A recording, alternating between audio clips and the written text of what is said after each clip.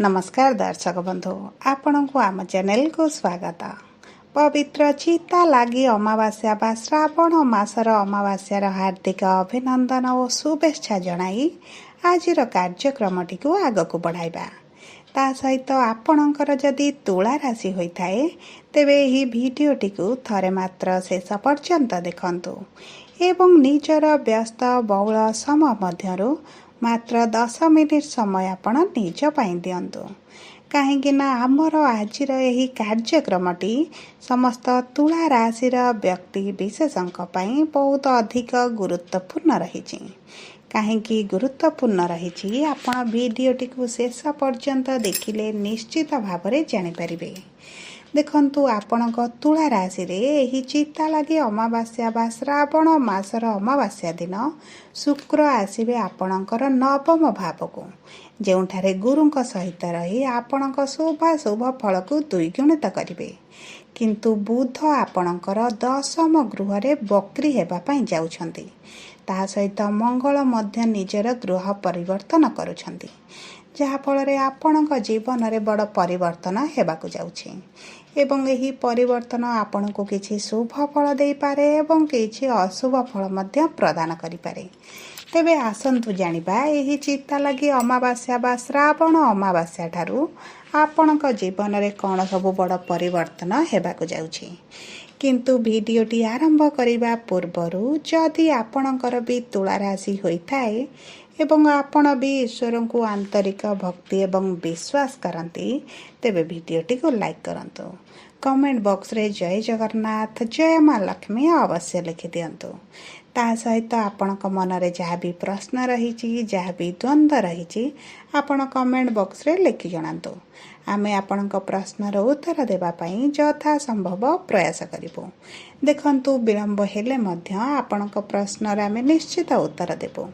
ता सहित दर्शक बंधु आम सह जोगाजोग करबा पई वीडियोर मध्य भागर एक व्हाट्सएप नंबर टी दिया जायछि जो नंबर सहायता रे आपण आम सह जोगाजोग करी निजर नूतन कुंडली प्रस्तुत करि परिबे, कुंडली विश्लेषण कराई परिबे किंबा आपणकर विवाह प्रेम संपर्क चाकरी एवं व्यवसाय को नहीं किछि समस्या रही ताहार सहजरे समाधान मध्य करि परिबे। सेतिपई आपण आम सह जोड़ी होई रुहंतु एवं व्हाट्सएप नंबर माध्यम रे आम सह जोगाजोग करंतु। एबे आसंतु जानिबा आपणकर चिता लगी अमावास्या परे नवग्रहंकर स्थिति आपणकर केउ गृह रे रहउची केउ गृह गुडी को प्रभाव पकाइबा पई जाउछंती।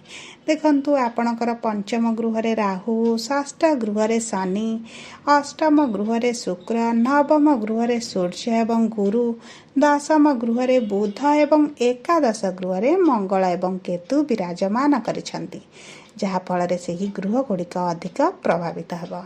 किंतु आपणकर भाग्य रे बड़ परिवर्तन आसीबा पई जाउची कारण भाग्यर गृह रे दुईटी गुरु विराजमान हेबाकु जाउचंती प्रभु शुक्र एवं प्रभु गुरु।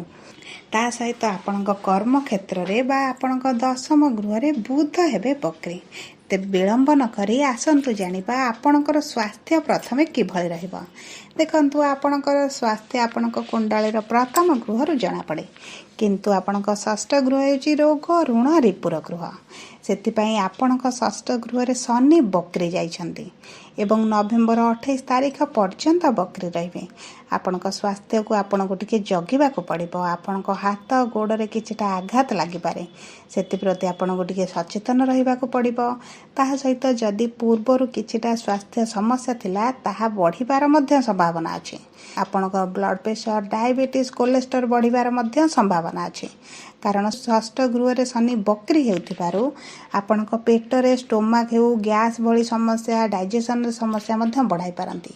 चर्बी बढ़िबार बहुत अधिक संभावना अछि सेति प्रति आपण टिके अधिक दृष्टि देबे। मुंड बिंधा भली समस्या मध्य आपण देखि पारंती। एही बक्री समयटी आपणक पई अधिक पीड़ादायक रहिबार मध्य संभावना अछि। किंतु देखंतु आपणक कुंडली रे जति शनि उच्च थिबे भल स्थिति रे थिबे तेबे आपणकर स्वास्थ्य रे एतेटा समस्या आनिबे नाही। आपणक स्वास्थ्य रे आपण देखिबे भल परिवर्तन आसीबो। आपणकर निरोग रहिबे। आपणक पूर्वर स्वास्थ्य समस्या जदि थिबो ताहा दूर ହୋଇଯିବ, ଆପଣଙ୍କର ଋଣ ପରିଶୋଧ କରିଦେବେ, ଆପଣଙ୍କ ଶତ୍ରୁମାନେ କ୍ଷୟଯିବେ। କିନ୍ତୁ ଯଦି ଆପଣଙ୍କର ଷଷ୍ଠ ଗୃହରେ ଆପଣଙ୍କ କୁଣ୍ଡଳୀରେ ଶନି ନୀଚ ଥିବେ, ତେବେ ଆପଣଙ୍କର ସ୍ୱାସ୍ଥ୍ୟ ସମସ୍ୟା ବଢ଼ିବା ସହିତ ଆପଣଙ୍କର ଶତ୍ରୁ ବୃଦ୍ଧି ପାଇବେ। କିଛି ଗୁପ୍ତ ଶତ୍ରୁ ମଧ୍ୟ ଦେଖା ଦେଇପାରନ୍ତି। ତାହା ସହିତ ଆପଣଙ୍କ ମିତ୍ରମାନେ ଶତ୍ରୁ ଭଳି ଆଚରଣ ମଧ୍ୟ କରିପାରନ୍ତି ଏବଂ ଆପଣ ଯଦି ଋଣରେ ଅଛନ୍ତି, ଧାର କରଜରେ ଅଛନ୍ତି, ତାହା ବଢ଼ିବାର ମଧ୍ୟ ସମ୍ଭାବନା ଅଛି। ସେଥିପାଇଁ ଆପଣ ଆପଣଙ୍କ କୁଣ୍ଡଳୀକୁ ବିଶ୍ଳେଷଣ କରାନ୍ତୁ, ଜାଣନ୍ତୁ ଶନିଙ୍କର ସ୍ଥିତି କିଭଳି ରହିଛି, କାରଣ ଆପଣଙ୍କ ଶନି ଅଧିକ ଭାବରେ ପ୍ରଭାବ ପକାଇବା ପାଇଁ ଯାଉଛନ୍ତି। ଯଦି ଆମେ ଦେଖିବା ଆପଣଙ୍କର ଶିକ୍ଷାକୁ, ତେବେ ଶିକ୍ଷାର ଗୃହରେ ରାହୁ ବିରାଜମାନ ହୋଇଛନ୍ତି। ଆପଣଙ୍କର ପାଠରୁ ମନ ହଟିପାରେ, ଆପଣଙ୍କର ପାଠ ଛଡ଼ା ଅନ୍ୟ ଦିଗ ପ୍ରତି ଆଗ୍ରହ ବଢ଼ିବ। ଆପଣ ଯଦି ଏହି ସମୟ ମଧ୍ୟରେ ପାଠକୁ ଅଧିକ ଧ୍ୟାନ ଦିଅନ୍ତି, ତେବେ ଆପଣଙ୍କୁ ବହୁତ ଅଧିକ ଶୁଭ ଫଳ ମିଳିବ।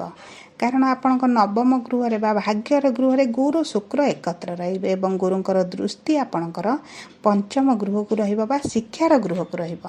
ସେଥିପାଇଁ ଆପଣ ଯଦି ପାଠ ମନ ଲଗାଇ ପଢ଼ନ୍ତି, ତେବେ ଆପଣଙ୍କୁ ବହୁତ ଅଧିକ ସଫଳତା ମିଳିବ।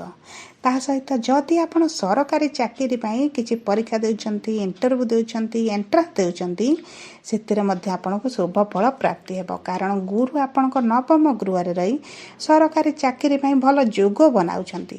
ସେଥିପାଇଁ ଆପଣ ପରିଶ୍ରମକୁ ଦ୍ୱିଗୁଣିତ କରନ୍ତୁ, ଆପଣଙ୍କ ଉଚ୍ଚ ସଫଳତା ନିଶ୍ଚିତ ପ୍ରାପ୍ତି ହେବ। ଯଦି ଆମେ ଆପଣଙ୍କ ପ୍ରେମ ସମ୍ପର୍କକୁ ଦେଖିବା, ତେବେ ପ୍ରେମ ସମ୍ପର୍କରେ କିଛିଟା ଝଗଡ଼ା, ମନମାଳିନ, ଛୋଟ ଛୋଟ ସମସ୍ୟା ଦେଖାଦେଇପାରେ, କିନ୍ତୁ ଆପଣଙ୍କ ସମ୍ପର୍କକୁ ଅଧିକ ପ୍ରଭାବ ପକାଇବ ନାହିଁ। ଆପଣଙ୍କ ସମ୍ପର୍କରେ ମଧୁରତା ବଢ଼ିବ, ଏକତ୍ର ସମୟ ଅତିବାହିତ କରିବେ। ଯଦି ଆପଣ ଆପଣଙ୍କର ନକାରାତ୍ମକ ଚିନ୍ତାଧାରା ତା ସହିତ ଆପଣଙ୍କ ସନ୍ଦେହକୁ ଯଦି ସମ୍ପର୍କ ଭିତରକୁ ନ ଆଣନ୍ତି, ତେବେ ସମ୍ପର୍କ ଆପଣଙ୍କର ବହୁତ ଆଗକୁ ଯିବ। କାରଣ ରାହୁ ଆପଣଙ୍କର ପଞ୍ଚମ ଗୃହରେ ରହି ଆପଣଙ୍କ ମନରେ କିଛିଟା ନକାରାତ୍ମକ ଭାବନା ଆଣିପାରନ୍ତି। ତାହା ସହିତ ତୃତୀୟ ଲୋକଙ୍କ ହସ୍ତକ୍ଷେପ ବଢ଼ିପାରେ, ଯେଉଁ କାରଣରୁ ଆପଣଙ୍କ ସମ୍ପର୍କରେ ଟିକେ ଦୂରତା ମଧ୍ୟ ଦେଖା ଦେଇପାରେ। ସେଥିପାଇଁ ଚେଷ୍ଟା କରନ୍ତୁ ଏହିସବୁ ନକାରାତ୍ମକ କଥା, ନକାରାତ୍ମକ ଚିନ୍ତାକୁ ଆପଣଙ୍କ ସମ୍ପର୍କକୁ ନ ଆଣିବା ପାଇଁ। ଯଦି ଆମେ ଆପଣଙ୍କର ବିବାହର ଯୋଗକୁ ଦେଖିବା, ତେବେ ବିବାହର ଯୋଗ ବହୁତ ଭଲ ରହିଛି। ଗୁରୁଙ୍କର ନବମ ଦୃଷ୍ଟି ଆପଣଙ୍କ ବିବାହର ଗୃହକୁ ରହୁଛି। ଏହି ସମୟ ମଧ୍ୟରେ ଯଦି ଆପଣଙ୍କ ବିବାହ କରିବାର ଯୋଜନା ଅଛି, ତେବେ ନିଶ୍ଚିତ ଭାବରେ ବିବାହ ହୋଇଯିବ। ଆପଣଙ୍କର ଶୁଭ କାର୍ଯ୍ୟ ଅନୁଷ୍ଠିତ ହେବ ଏବଂ ଦେଖନ୍ତୁ ଆପଣଙ୍କର ପୂର୍ବରୁ ଯଦି ବିବାହରେ ବିଳମ୍ବ ହେଉଥିଲା, ବିବାହରେ କିଛି ସମସ୍ୟା ଆସୁଥିଲା କିମ୍ବା ବାଧା ବିଘ୍ନ ଅଚାନକ ଆସିଯାଉଥିଲା, ଏହିସବୁ ସମସ୍ୟା ଆପଣଙ୍କର ଦୂର ହୋଇଯିବ। ବିବାହ ନିଶ୍ଚିତ ଭାବରେ ଅନୁଷ୍ଠିତ ହେବ। କିନ୍ତୁ ଗୁରୁଙ୍କର ସ୍ଥିତି ଟିକେ ଆପଣ ଅନ୍ୱେଷଣ କରିଦେଲେ ଆପଣଙ୍କ ପାଇଁ ଭଲ ରହିବ। କୁଣ୍ଡଳୀ ବିଶ୍ଳେଷଣ କରାନ୍ତୁ, କାରଣ ଯେକୌଣସି ଶୁଭ କାର୍ଯ୍ୟ ପୂର୍ବରୁ ଯଦି ଆପଣଙ୍କ କୁଣ୍ଡଳୀକୁ ଥରେ ବିଶ୍ଳେଷଣ କରାନ୍ତି, ଆପଣଙ୍କ ପାଇଁ ଭଲ ରହିବ। କୌଣସି ଶୁଭ କାର୍ଯ୍ୟ କରିବା ପୂର୍ବରୁ କୁଣ୍ଡଳୀ ବିଶ୍ଳେଷଣ ଆପଣଙ୍କୁ ସଠିକ୍ ମାର୍ଗ, ସଠିକ୍ ଦିଶା ପ୍ରଦାନ କରିଥାଏ। ଯଦି ଆମେ ଆପଣଙ୍କର ବୈବାହିକ ସମ୍ପର୍କକୁ ଦେଖିବା, ତେବେ ବୈବାହିକ ସମ୍ପର୍କରେ କୌଣସି ବି ବିଶେଷ ସମସ୍ୟା ଆପଣ ଦେଖିବେ ନାହିଁ। କାରଣ ବିବାହର ଗୃହର ସ୍ୱାମୀ ହେଉଛନ୍ତି ସୂର୍ଯ୍ୟ, ଯିଏ ଆପଣଙ୍କର ଦଶମ ଗୃହରେ ବା କେନ୍ଦ୍ରରେ ବିରାଜମାନ କରିବେ, ଯାହାଫଳରେ ଆପଣଙ୍କ ସମ୍ପର୍କ ମଜବୁତ ହେବ। ଆପଣଙ୍କ ବୈବାହିକ ସମ୍ପର୍କରେ ବୁଝାମଣା ବୃଦ୍ଧି ପାଇବ। ଆପଣଙ୍କ ସାଥୀଙ୍କ ଠାରୁ ଆପଣଙ୍କୁ ଅପାର ସହଯୋଗ ମିଳିବ। ସ୍ନେହ ପ୍ରେମର ମଧ୍ୟ ବୃଦ୍ଧି ଘଟିବ। ଉଭୟ ଏକତ୍ର କୌଣସି ସ୍ଥାନକୁ ବୁଲିବାକୁ ମଧ୍ୟ ଯାଇପାରନ୍ତି। ଉଭୟ ଏକତ୍ର ସମୟ ମଧ୍ୟ ଅତିବାହିତ କରିବେ। ତାହା ସହିତ ଯଦି ଆପଣଙ୍କ ସାଥୀ କିଛି ବିଜନେସ୍ କରୁଛନ୍ତି, ସେଥିରେ ତାଙ୍କୁ ସଫଳତା ପ୍ରାପ୍ତି ହେବ। ଆପଣ ବି ଯଦି କିଛି ପାର୍ଟନରସିପ୍ ବିଜନେସ୍ କରୁଛନ୍ତି, ଆପଣ ମଧ୍ୟ ସେଥିରେ ଲାଭ ପାଇବେ। କାରଣ ଭାଗ୍ୟର ଗୃହରେ ଆପଣଙ୍କର ଯେହେତୁ ଦୁଇଟି ଶୁଭ ଗ୍ରହ ଅଛନ୍ତି, ଆପଣଙ୍କ ଭାଗ୍ୟ ଆପଣଙ୍କ ସାଥ ଦେବ। ଏହି ସମୟ ମଧ୍ୟରେ ଯଦି ଆପଣ ମାଟି ବି ଛୁଅନ୍ତି, ଆପଣଙ୍କର ସୁନା ହୋଇଯିବ। ତା ସହିତ ଯଦି ଆପଣଙ୍କ କର୍ମକ୍ଷେତ୍ରକୁ ଦେଖିବା, ତେବେ କର୍ମକ୍ଷେତ୍ରରେ ବୁଧ ହେଉଛନ୍ତି ବକ୍ରୀ। ତେଣୁକରି ଆପଣ କୌଣସି କାଗଜପତ୍ର କାମ କରିବା ପୂର୍ବରୁ ଦୁଇଥର ପଢ଼ି ଆପଣ କାଗଜରେ ଦସ୍ତଖତ କରନ୍ତୁ। ନଚେତ ଆପଣଙ୍କ ସହିତ କିଛିଟା ରାଜନୀତି ହୋଇପାରେ, କିଛିଟା ଠକାମି ହୋଇପାରେ। ଯଦି ଆପଣଙ୍କୁ ମୌଖିକ ଭାବରେ କୌଣସି ବ୍ୟକ୍ତି ପ୍ରତିଶ୍ରୁତି ଦେଉଛନ୍ତି, ତେବେ ଆପଣ ତାଙ୍କଠାରୁ ଲିଖିତ ଭାବରେ ଆଣନ୍ତୁ, ନଚେତ ଆପଣ ଠକାମିର ଶିକାର ହୋଇପାରନ୍ତି। କିନ୍ତୁ ଆପଣଙ୍କର ଯେହେତୁ ଗୁରୁ ଆପଣଙ୍କ ଭାଗ୍ୟର ଗୃହରେ ଅଛନ୍ତି, ଆପଣ ଯଦି କିଛି କର୍ମକ୍ଷେତ୍ରରେ ପଦକ୍ଷେପ ନେଉଛନ୍ତି, ଆପଣ ସେଥିରେ ସଫଳତା ପାଇବେ। ଆପଣଙ୍କର ଲାଭ ବଢ଼ିଯିବ ଏବଂ ଦେଖନ୍ତୁ ଆପଣଙ୍କର ଏକାଦଶ ଗୃହରେ ମଙ୍ଗଳ ଥିବାରୁ ଆପଣଙ୍କର ଲାଭ ବଢ଼ିବା ସହିତ ଆପଣ ମନସ୍କାମନା ମଧ୍ୟ ପୂରଣ ହୋଇଯିବ। ଆପଣ ଯଦି ବ୍ୟବସାୟ କରୁଛନ୍ତି, ତେବେ ବ୍ୟବସାୟରେ ଲାଭ ବଢ଼ିବାର ବହୁତ ଅଧିକ ସମ୍ଭାବନା ଅଛି। ଆପଣଙ୍କ ପରିଶ୍ରମ ଅନୁପାତରେ ଲାଭ ଦ୍ୱିଗୁଣିତ ମଧ୍ୟ ହୋଇପାରେ। ଗୁରୁଙ୍କ ସହିତ ଶୁକ୍ର ଯେହେତୁ ଅଛନ୍ତି, ତେଣୁକରି ଆପଣଙ୍କୁ ବହୁତ ଅଧିକ ଶୁଭ ଫଳ ପ୍ରାପ୍ତି ହେବ। ଆପଣ ଯଦି ସନ୍ତାନ ପ୍ରାପ୍ତିର ଅପେକ୍ଷାରେ ଅଛନ୍ତି, ସନ୍ତାନ ପାଇଁ ପ୍ଲାନିଂ କରିବାକୁ ଚାହୁଁଛନ୍ତି, ତେବେ ଆପଣଙ୍କ ପାଇଁ ବହୁତ ଭଲ ସମୟ ଆସିଛି।